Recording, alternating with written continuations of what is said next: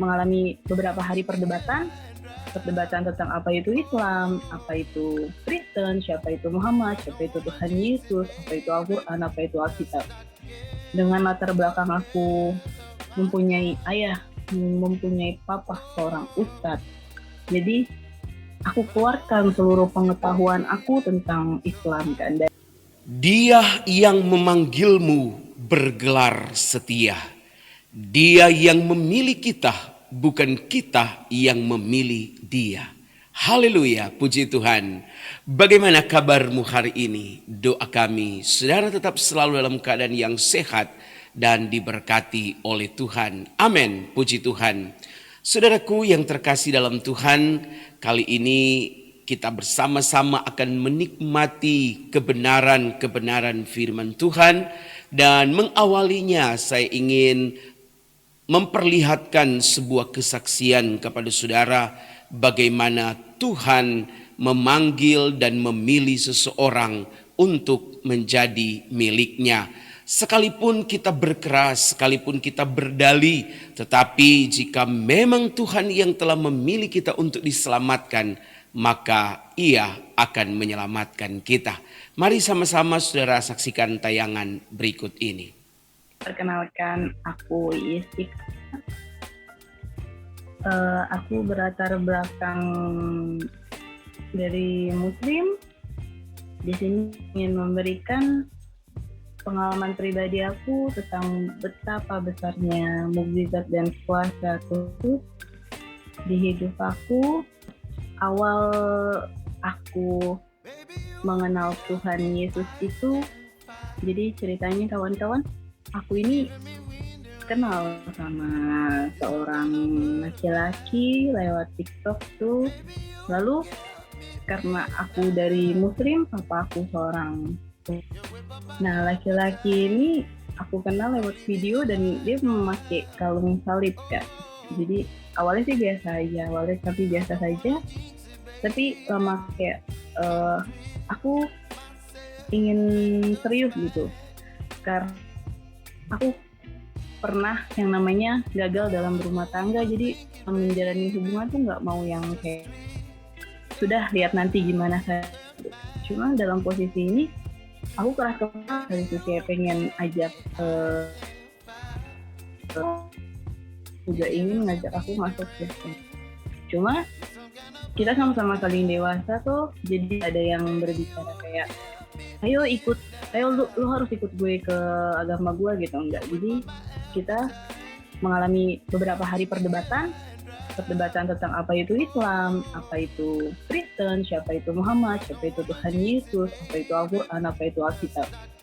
Dengan latar belakang aku mempunyai ayah, mempunyai papa seorang ustadz, jadi aku keluarkan seluruh pengetahuan aku tentang Islam kan. Dan Rin juga berlatar belakang dari keluarga yang semua bekerja di ladang Tuhan. Dia juga keluarkan semua pengetahuan dia tentang apa itu Kristen dan siapa itu Tuhan Yesus. Kami berdebat, tidak ada yang mau kalah saat itu. Lalu di hari ketiga tuh kami berdebat sekitar 3 hari. Itu kami selalu berdebat tuh setiap pukul 10 malam sampai jam, karena aktivitas aku terhenti saat jam 10 malam. Kami telepon, kami berdebat. Lalu di hari terakhir, di hari ketiga tuh kayak kita udah sama-sama kehabisan kata-kata tuh, kita kehabisan istilahnya kehabisan pengetahuan, udah nggak tahu lagi apa yang harus mau kita perdebatin. Lalu Rin mengajak aku untuk berdoa, karena tidak patut kita berbicara Tuhan siapa yang paling benar atau menghakimi Tuhan kan. Jadi kami berdua berdoa saat itu, Tuhan siapa yang benar, dia yang akan datang, entah itu aku yang akan dijamah sama Tuhan Yesus atau nanti Rin yang akan diberi hidayah sama Tuhan aku saat itu. Lalu kita amin, sudah, dengan catatan seperti ini, tidak boleh menyinggung agama lagi, tidak boleh yang namanya ada pembahasan tentang agama. Lalu aku mengalami beberapa kali mimpi itu. Jadi setelah doa itu, mimpi pertama yang aku alami itu aku berada di rumah sakit. Jadi mama aku tuh sakit, lalu di samping mama tuh ada seorang anak laki-laki kecil, anak kecil laki-laki. Karena papa aku ustadz, lalu papa aku menyuruh papa tuh untuk mendoakan anak kecil ini. Lalu papa sudah doain, nggak sembuh nih anak kecil ini, tidak sembuh. Lalu anak kecil ini lalu bilang, kita semua yang ada di dalam ruangan itu taruh tangan kita di atas kepala anak kecil ini. Lalu kita taruh semua tangan kita di atas kepala anak kecil ini. Lalu anak kecil ini sembuh langsung. Puji Tuhan, anak kecil ini langsung sembuh. Lalu aku langsung menuju ke belakang rumah sakit ini, kayak seperti kamar mandi kan. Ya. Nah, orang laki-laki itu tinggi besar gitu kan, tinggi. Kenapa aku bisa bilang tinggi? Karena laki-laki tuh bilang kayak gini, peluk aku. Lalu aku peluk, aku pinggangnya dia. Jadi pas aku tengok ke atas tuh kayak aku nggak bisa lihat itu siapa gitu kan. Lihat di yang laki-laki itu siapa karena mukanya tuh nggak kelihatan. Sudah, habis itu aku keluar dari ruangan rumah sakit ini menuju pintu belakang kamar ini. Itu ada sebuah taman tuh, indah banget tamannya tuh. Jadi tamannya itu berwarna, semua tamannya itu berwarna kayak abu-abu kah, putih kah. Jadi kayak apa ya, warnanya tuh nggak pernah aku lihat di dunia ini. Terus kayak apa sih modelnya tuh kayak film-film zaman-zaman dulu tuh, warnanya seperti itu, tapi indah banget tuh taman itu. Lalu jadi di atas jembatan, di bawah jembatannya itu ada sungai kecil gitu kakak. Aku kesana, aku naik ke atas jembatan itu, lalu aku pengen foto. Terus pas aku bilang pengen foto tuh, ih kenapa nggak bawa HP ya kan? Terus kaget banget karena kesel nggak bawa HP kan, nggak bisa foto. Sudah, lalu besokannya aku cerita sama Rin, ini aku bermimpi seperti ini. Terus kata Rin, sudah, ini cuma mimpi biasa saja, jadi nggak usah dipikirin. Ya. Tuhan, jadi Tuhan siapa yang benar itu yang akan datang. Ya. Jadi lalu Ima bermimpi yang pertama itu, lalu Ima Rin dan bilang sudah, itu cuma mimpi biasa saja gitu kan. Sudah, kira ya sudah, Ima nggak terlalu ambil pusing. Lalu habis itu aku beberapa hari kemudian, aku mimpi yang kedua itu aku pergi datengin Rin, karena aku sama sekali nih belum pernah ketemu sama Rin, hanya kenal lewat media sosial saja kan. Jadi aku di Jakarta, Rin di Papua. Jadi aku mimpi aku pergi ke Papua, aku ketemu sama Rin. Jadi Rin itu ngekos, kosannya itu ada di samping masjid. Dan Rin itu posisinya nggak bisa bayar kontrakan kosannya itu. Lalu pemilik masjidnya ini ngusir Rin, katanya pergi kamu gitu, ini kalau ngusir gimana gitu kan, ngusir. Akhirnya kami pergi tangga. Nah di bawah tangga ini orang tuanya Rin bawa koper kan. Nah posisinya aku belum pernah kenal sama orang tuanya, belum pernah dikenalin sama Rin kan pada keluarganya orang tuanya. Terus tapi aku yakin tuh keluarganya Rin, dan dia bilang kami pengen ikut Ima ke Jakarta, aku pengen ikut ke Jakarta. Terus aku bilang aku nggak punya uang, aku bilang kan, udah diem aja di sini gitu. Lalu di mimpi itu aku ketemu sama seorang pilot. Aku bilang, Bapak bisa nggak bawa aku ke Jakarta gitu. Kata pilotnya, sudah gitu kan. Akhirnya kami pergi pakai mobil, kami jalan itu cuma sampai di depan gang. Misalnya depan gang, selesai. Itu mimpi kedua aku tuh berakhir di situ. Terus aku kaget kan, maksudnya istilahnya berpikir ini kenapa lagi kan, maksudnya ada apa gitu. Besokannya aku cerita lagi sama Rin, kata Rin, ya sudah, itu cuma mimpi biasa saja, jangan terlalu dipikirin. Sudah, singkatnya aku ini enggak yang misalnya Senin mimpi ini, Selasa mimpi ini, enggak. Jadi itu beberapa hari, tapi kurang lebihnya aku lupa beberapa hari, pokoknya tidak berurutan harinya.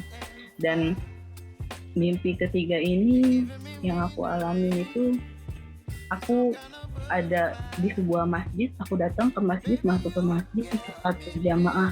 Aku masuk dalam barisan, barisan sholat, itu dalam Muslim kan sebut syaf sholat.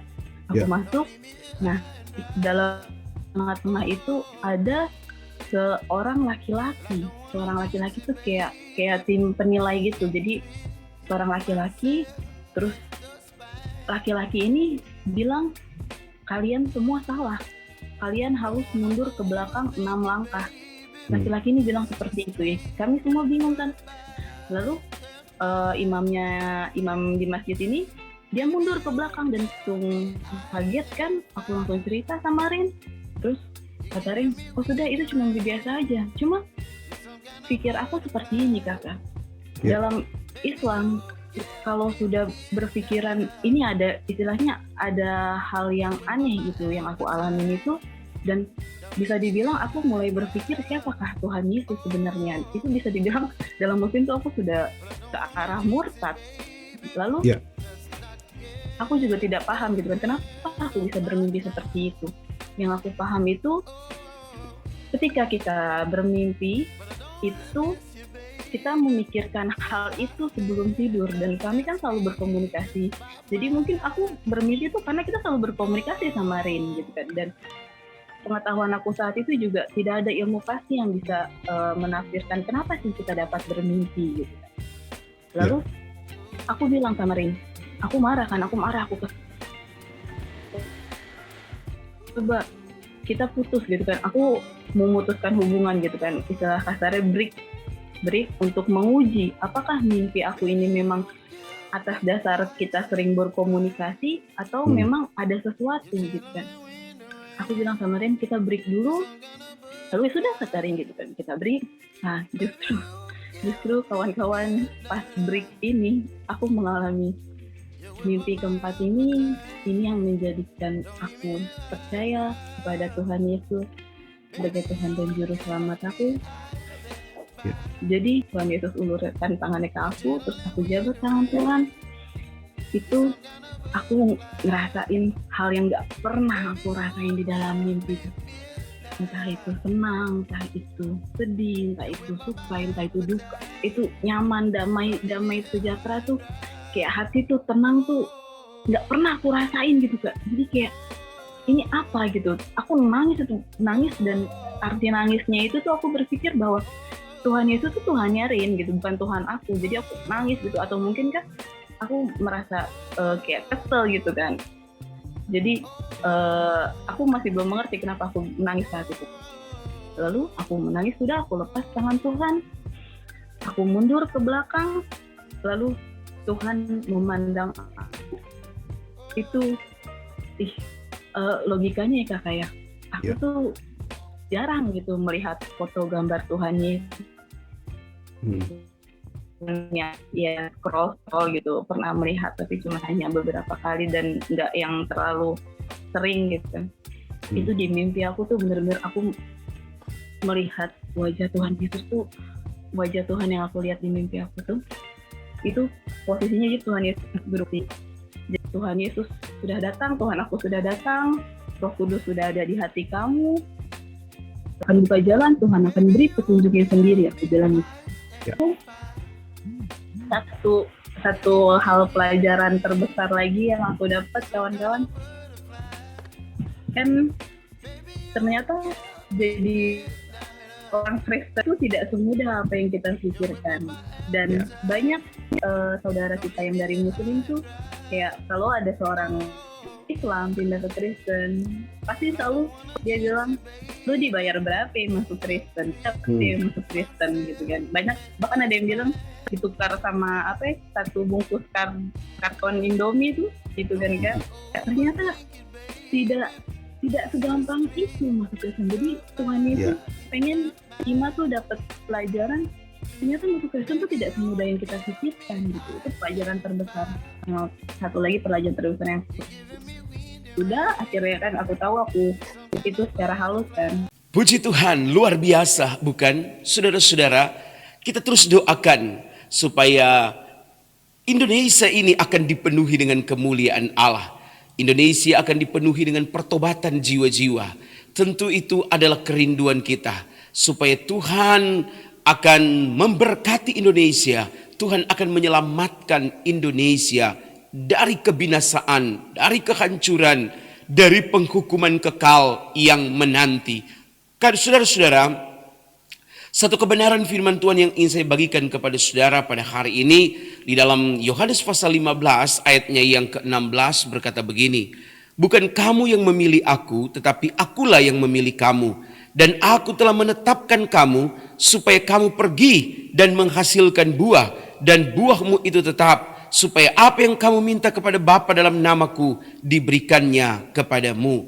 Saudara, ini adalah hal yang penting yang harus disadari oleh setiap anak Tuhan, oleh setiap orang Kristen, apalagi mereka yang telah atau yang baru diselamatkan percaya kepada Tuhan Yesus. Bahwa bukan kita yang memilih Yesus, tetapi Yesuslah yang telah memilih kita dengan caranya ajaib dan menyelamatkan kita. Karena itu adalah sebuah perintah kepada kita. Apabila saudara sudah percaya kepada Yesus, apabila saudara sudah mengakui Dia sebagai Tuhan dan Juru Selamat, apabila saudara sudah sungguh-sungguh kepada Dia, maka ada perintah yang ingin Dia katakan kepada kita, supaya kita saling mengasihi. Kita mengasihi siapa saja, orang-orang di sekitar kita, bahkan orang-orang yang membenci kita, orang-orang yang berikhtiar tidak baik kepada kita. Kita harus mampu untuk mengasihi mereka.